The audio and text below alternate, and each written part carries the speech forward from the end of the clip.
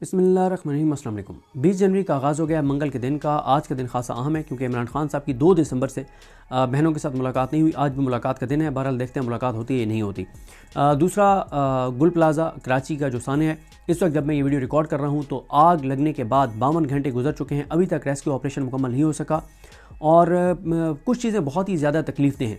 एक तो सबसे ज़्यादा तकलीफ दे बात यह है कि इतना बड़ा सान्या हो गया है, लेकिन कल रात भी मैं देख रहा था कि टॉक शोज़ के अंदर मुस्लिम लीग नून वाले बैठकर और पीपल्स पार्टी को डिफेंड कर रहे थे, बजाय इसके कि वो ये बात करते हैं कि जनाब बिल्कुल पीपल्स पार्टी की नाअहली है, उनकी करप्शन और लूट मार है और कैसे 180 के करीब इजाफी दुकानें बन गई, इसकी इंस्पेक्शन क्यों नहीं हो रही थी, रेगुलर इसकी मॉनिटरिंग क्यों नहीं हो रही थी।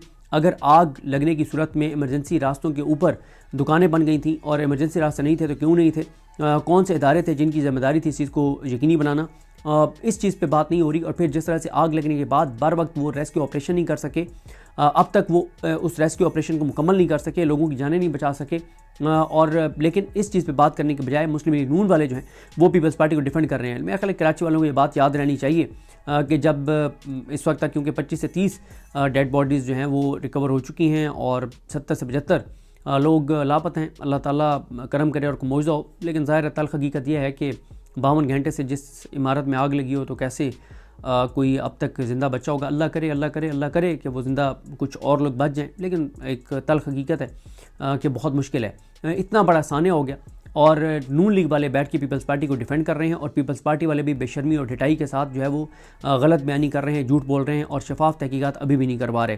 और फिर इसके अलावा आप देखें कि मैं देख रहा था कि कल भी करोड़ों रुपए के इश्तिहारात नवाज शरीफ और शहबाज शरीफ की तस्वीर के साथ चल रहे थे। मतलब कुछ तो शर्म कर लें, कुछ तो एहसास कर लें कि यही करोड़ों रुपए जो है वो आप सानिया गुल प्लाजा के मुतासरीन को दे दें, यही करोड़ों रुपए आप उन गरीबों को दे दें मुल्क भर में जो इस वक्त खुदकुशियों पर मजबूर हैं। लेकिन करोड़ों रुपए इनको कोई बताने वाला नहीं है कि इन इश्तिहारात से कोई फ़ायदा नहीं हो रहा, बल्कि लोगों की नफ़रतों में इजाफा हो रहा है। कोई इनको बताने वाला नहीं है। फिर मैं एक और चीज़ देख रहा था कि वो तजियाकार बेशरम, गैरत से आरी, गलीज़, खबीस, मकरू, गंदे, नीच तजियाकार जो बिलावल भुट्टो जरदारी को जो है वो वंडर बॉय बनाकर पेश कर रहे थे, अभी तक उन्होंने उस तरह से इस पर रिपोर्ट नहीं किया।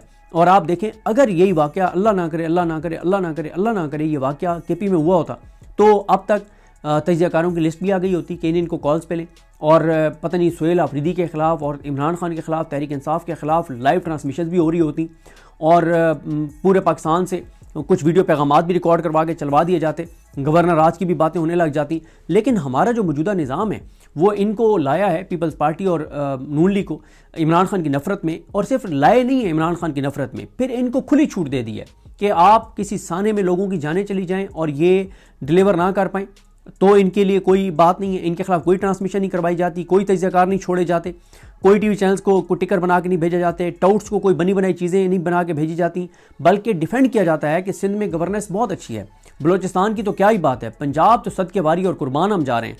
तो ये बड़ा ये जो एक टीवी चैनल्स का एक इम्तियाजी सलूक है एक सूबे के साथ, इस वजह से टीवी चैनल के ख़िलाफ़ और टीवी चैनल्स के ख़िलाफ़ नफ़रत आवाम के अंदर बढ़ रही है। और फिर हुकूमत की जो मैंने आपको बताया कि वो करोड़ों रुपए के इश्तिहारात चलवा रहे हैं एक ऐसे वक्त के ऊपर जब इस वक्त जो है वो कोई भी जिसके सीने में दिल है, वो जो इंसान है वो वीडियोस देखता है जो लोगों की आहो बका है, तो ज़ाहिर है वो दिल चीर के रख देती हैं वो वीडियोस, वो विजुअल्स, वो आवाज़ें।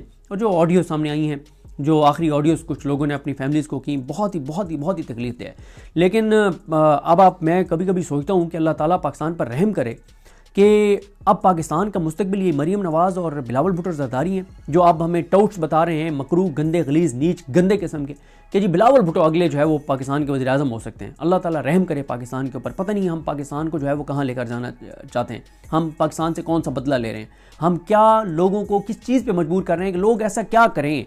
मतलब हर गुजरते दिन के साथ ऐसी चीज़ें की जा रही हैं, मुझे लगता है कि लोगों को खुद उकसाया जा रहा है कि क्यों नहीं निकलते, क्यों नहीं तुम उठते, भाई क्या नहीं हुआ तुम्हारे साथ। अब ये देखें ना कि वहाँ पे 52 घंटे तक वो आग, मतलब अभी भी रेस्क्यू ऑपरेशन मुकम्मल नहीं हुआ और पता नहीं और कितना टाइम लगेगा।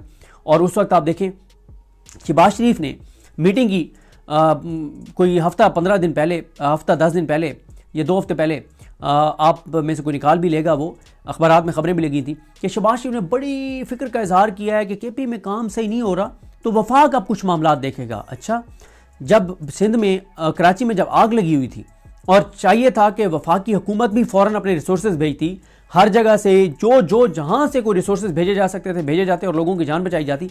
आप तो उस वक्त करोड़ों अरबों रुपए की शादी में मसरूफ थे, आप तो उस वक्त गाने सुन रहे थे, आपका तो महफिल मौसीकी चल रहा था जब सिंध की बारी थी, जब केपी में सोहेल आफरीदी अपनी पूरी सिंसियरिटी के साथ काम कर रहा है, वहां पे आप मीटिंग करके कहते हैं कि काम नहीं हो रहा। और जहां पे तबाही और बर्बादी फिर गई है, जिंदा लोग जल गए, वहां पे तो आपने नहीं कहा कि सिंध हुकूमत की गवर्नेंस ठीक, वहां तो नून लीग वाले बैठ के डिफेंड कर रहे हैं। और आपके अंदर इतना एहसास और इंसानियत नहीं है कि करोड़ों रुपए के इश्तेहारात फिर भी आप टीवी चैनल्स को दे रहे हैं।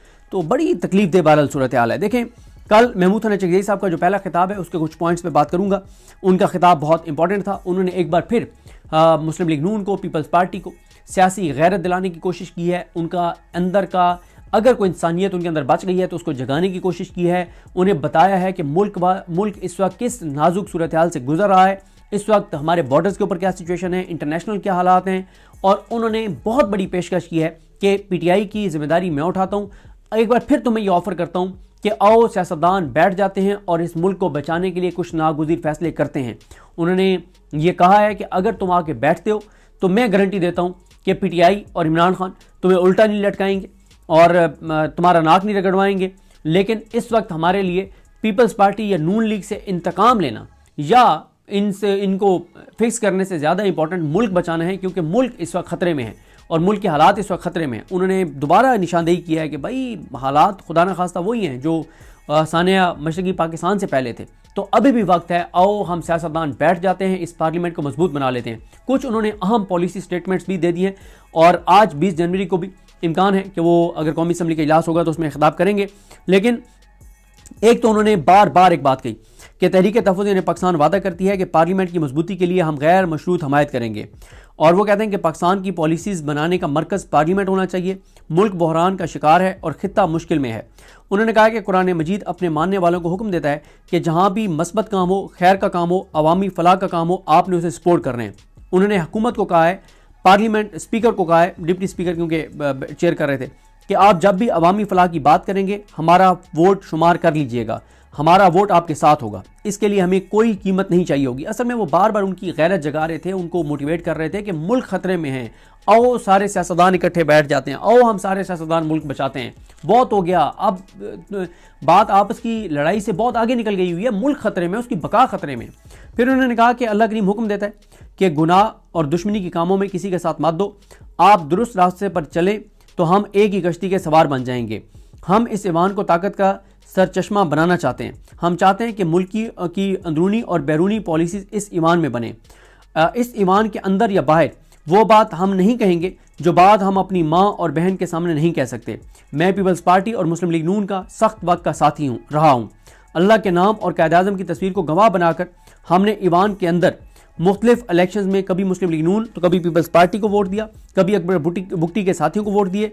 आज तक किसी से वोट के बदले 1 रुपया नहीं लिया। हम बिकने वाले लोग नहीं हैं। लोग अरबपति होने के बावजूद बिकते हैं। मैं अल्लाह रब्बुल आलमीन का मशकूर हूँ कि जिन अल्फाज का मैंने हलफ उठाया आज तक वो हलफ नहीं तोड़ा।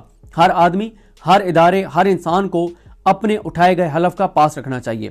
तो देखते हैं बहरहाल चीज़ें कैसे आगे बढ़ती हैं। ये बात तो है कि इमरान खान का फैसला तस्लीम हो गया है और चार्ज महमूद हसन चगदेई साहब ने संभाल लिया है। इमरान खान ने उनको नामजद किया था और ये सिस्टम 5 माह जोर लगाने के बाद आखिर इमरान खान के सामने सर तस्लीम खम कर चुका है कि इमरान खान तुम्हारे नामजद अपोजिशन लीडर का ही नोटिफिकेशन हम कर रहे हैं। बारह देखते हैं चीज़ें कैसे आगे बढ़ती हैं। मुझे अपनी दुआ में याद रखें। अल्लाह हम सबका हामी नासर हो। अल्लाह हाफ़िज़।